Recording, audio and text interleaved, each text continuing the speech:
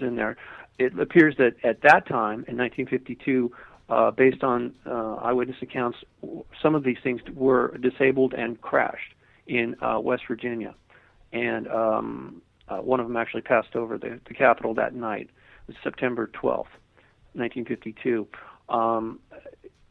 These were reptilian humanoids, which it may sound weird. It's like, wait a minute, where are those guys hiding? Apparently, and I did say apparently, NATO did a study on this back in the 60s, and I interviewed Command Sergeant Major Robert Odeen about this at length.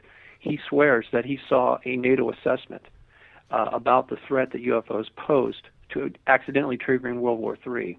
Back in the 60s, they came to the conclusion that there was 4 different kinds of aliens that were and are visiting us that are not a direct threat. They don't appear to be overtly hostile. I personally don't agree with it, but anyway, that's what they said. They said there was reptilian humanoids, there was taller humanoids that were like bald and kind of strange looking, hairless. Then there was the smaller ones, typically what people call the grays. Right. Again, humanoids. They appear to be some sort of clone type of entity. And then there was the humans, perfectly human from some other world, apparently, that are here flying around in that kind of technology. And that's the group that really bothered NATO the most, because they realized those guys could infiltrate whenever they wanted to, for whatever reason. So that's where it gets a little dicey. Why do you think the occupants of so-called UFOs are actually interested in Washington? And if they're interested in Washington, are they also showing the same amount of interest in other capitals of other countries? For example, London, Moscow. Yes. Really? They've been seen all over the world, but yes, they've been seen over London quite a bit, and filmed. And Moscow is getting visited fairly regular in recent time, and people are everybody's got a video camera or some kind of camera now that they're carrying around, even if it's just a cell phone. So yes, they're being seen all over the place. Even the Vatican, yes, there was people there that actually saw UFOs or reportedly saw UFOs with occupants exiting the craft in the middle of the night. So why Washington? Well, because it's the seat of power, right? Right. I mean, I know that's just a quick, easy answer, but there's something about the geometry of the place. It's almost as if it's sort of like Nazca lines. Yeah, exactly. Yeah, if you look at satellite pictures of the place, it's it's all over the internet. Some people say it's satanic. I don't know if that's true or not, but other people say it has a lot to do with the Masonic order, and so on. Yeah, more the Masonic thing. There is a satanic element in Washington D.C. I don't know if it's connected or what, but it appears to be. In other words, I can't just dismiss one piece of the puzzle because it doesn't fit. At least maybe because I don't know where it fits. I mean, as much as I've looked at this, and I've really invested a great deal of my life into this, doing this investigation, there are certain things that are going to remain an enigma to us at this time. And until we actually can have a conversation with the occupants of one of these craft, we're really not going to know exactly what's going on there and why. What do you think they are waiting for? Why don't they just make contact worldwide? Well, apparently they've tried doing that with, specifically, let's go back to Eisenhower in 1954. Okay. They allegedly landed out there at what is now Edwards Air Force Base, just north of Palm Springs, and Eisenhower allegedly went there and talked to them, humans now. And part of their thing was they said, well, look, we'll help you, but the stipulation is you have to stop the nuclear thing right now because we know exactly where that heads, and it's a dead end for everybody. Nobody's going to win on that deal. Everything's going to become extinct. So, unfortunately, the administration said no. In 1957, allegedly, a human being landed a craft in Alexandria, which is actually it's part of the District of Columbia, and was taken to the Pentagon and lived there for a period of time. He also met with Eisenhower and allegedly said, look, we want to help you guys. But again, it was really rejected, much like that movie, I know it was fictional, The Day the Earth Stood Still. That's right, with Michael Rennie, a great movie.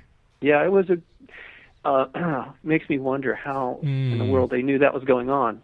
Because it predated a lot of what, was later reported. That's right, yeah. So I think somebody actually knew. In fact, it's really possible. Let's go back to what I said. We don't know who among us, and believe me, this is not science fiction now. If although it sounds like a Twilight Zone episode, if our government suddenly was to admit, well, yeah, we've got aliens visiting us covertly. Some of them are human. We're like, what? So who are they? Well, we don't know for sure. What? That would really, people could become unhinged. This story, this information really does have the potential to disrupt society as we know it. That is a fact. I've had the opportunity of speaking to Charles Hull. I don't know if you've heard Charles' story where he was a meteorologist. The tall whites, at Area 51. Exactly, and he said he used to take them into Las Vegas, and they used to blend. They'd look a little tall, but that was about it. And you hear his story, and you say, well, if it's happening there, yes, where else is it happening? Everywhere. The bases are typically underground. Or under the water, or both, whatever. And they're here covertly, and that we could speculate about that for hours, but it probably would get us nowhere. That's why I said we really need to sit down and talk to some of these people. Right. And I've tried to do that over the years. Even before I did this investigation in Washington, D.C., my wife and I published Unicus magazine. It was the first and only magazine for earthbound extraterrestrials, because my wife and I both have had limited contact with some of these beings, and so we recognize they're here, but we were trying to figure out, well, how do you, can't you just, why don't you just come out? And well, typically they say, well, it's dangerous, and how could you argue with that? We typically, our society, our current modern civilization is really dangerous. We're willing to kill each other over what? Religious beliefs, political. What? Come on. So you come from another world. You're going to try and tell us what's real. It could be a whole other Inquisition over again. They don't want to be involved in that, and they also don't want to be worshipped. By the way, I think the good guys really don't want us to become dependent on them to shepherd us into the future. We need to be. In other words, they have to respect our free will. The good guys. And of course, we have to respect theirs as well. It's a two-way street. It would be nice, but look, when you come in on the flying saucer thing, that level of technology, because I got to admit, the photographs, one of them is just absolutely mind-boggling. It shows them actually warping space near the Capitol and entering a wormhole. That level of power, it's way beyond nuclear. And I think they also don't want us to have access. Look, we're not even handling nuclear technology. Oh my God, we're going to, at this rate, we're going to blow ourselves up. Not just that, we're all being poisoned slowly thanks to Fukushima. Yeah. As if all the nuclear tests back in the 50s and 60s weren't enough. Now we've got this thing just oozing radiation. So that brings up a good question, yeah, Robert. Go ahead. I've been told by so many people over the years that these visitors are here to help us, they want to tell us about the destructive power of the nuclear weapons that we're trying to develop. In the case of Fukushima, why couldn't they have stepped in and helped prevent the mass poisoning that we're all seeing now because of this radiation problem? Here again, I can't really speak for them. Can you speculate? I can speculate all day long, but I just, let's make it clear. This is just my own opinion. I really think that they had warned us for decades, and we didn't listen and wouldn't listen. And so for them to come in, and because there's a lot more that was going on there that people just don't know about. And I'm not big on conspiracy theories, but I got to tell you, look, I worked for Honda Research and Development for 8 years. Right. Prior to becoming so involved in UFOs, I actually worked for a Japanese corporation. I know the Japanese had a nuclear program during World War II. So the fact that they did have something else going on there they don't want anybody to know about. And if you care to see that information, I could forward it to you. But look, I know for a fact there was weapons grade material that was being produced at those facilities. Unreal. And it was heavily guarded. Yeah, it was all totally covert. Yeah. Totally covert. So is it just by chance the Americans got the first strike? First strike? The dropping the first bomb? Oh, yeah. No, actually, we knew what they were doing because we had broken their code, just like we broke the German code, and that was the NSA. That was The magic team actually did that. The purple coat of the Japanese was broken. We knew what they were doing. Absolutely. So we had to beat them to the punch in order to... Yeah, well, okay, yeah. Exactly. Well, look, makes a lot of sense. Who was their ally? Yeah. Germany, we claimed later the reason we had the bomb program was because Germany was working on it, and they were sending material and sharing technology with the Japanese. But look, you can see for yourself, the Japanese are not dumb. They know how to make technology, and they did it. Believe me, they did it. But they also moved their main facility off of the island onto the mainland, Korea, a place called Konan, Korea, and that's where they actually had a facility there that mainly was taken over by the Russians at the close of the war. But they did detonate a bomb shortly after we detonated the first bomb on them. They got one of their prototypes actually exploded out in the bay, Konan, and this is all in the book Japan's Secret War. It's a little more in depth than what he goes into that book. Believe me, I know. It's a sad state of affairs. But this is how it is with war. The first casualty of war is always the truth. When you're dealing about covert affairs, you never, ever, ever tell people the truth. You can't afford to do that. Tell me, Robert, is there a connection between the race for the moon and the UFOs? Not that I'm aware of.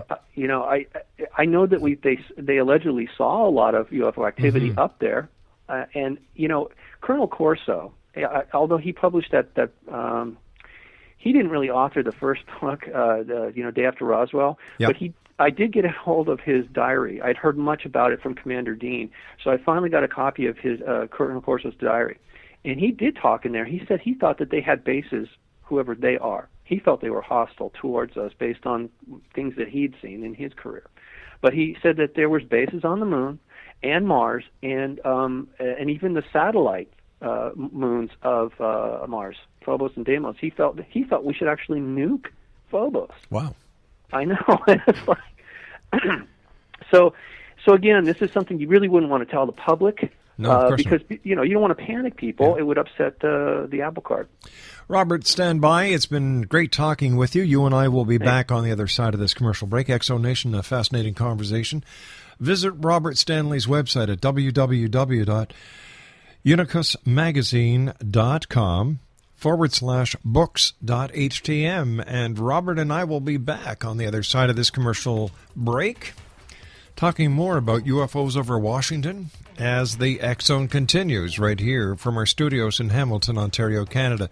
www.xzoneradiotv.com is our website, and if you'd like to listen to the archives, www.xzonepodcast.com. We'll be back on the other side of this commercial break. Don't go away. UFOs over Washington. That's our topic this hour.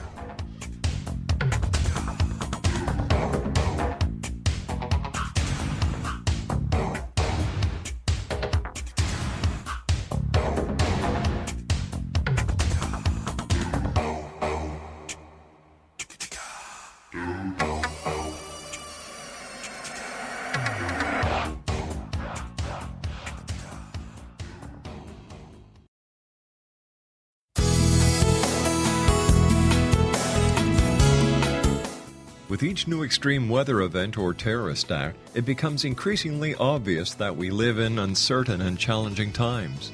We all buy car insurance. Why not collapse and catastrophe insurance? Matthew Stein, an MIT-trained engineer and green builder, has written 2 outstanding books to help people prepare, plan for, and deal with everything from minor situations lasting a few days to full-on collapse. Matt's first book, When Technology Fails, is a manual for self-reliance, sustainable living, and surviving the long emergency. This massive book covers the gamut from first aid and emergency preparedness to alternative healing, renewable energy, primitive living skills, and 18th century technologies that could be critical to your comfort and survival in a long-lasting crisis. Matt's second book, When Disaster Strikes, is a comprehensive emergency preparedness handbook and survival guide. When Disaster Strikes is an essential item for every family's go bag. Both books are available at all usual sources. There's a wealth of totally free information posted at whentechfails.com, and author-signed copies may be purchased at mattstein.com. That's www.whentechfails.com and www.mattstein.com.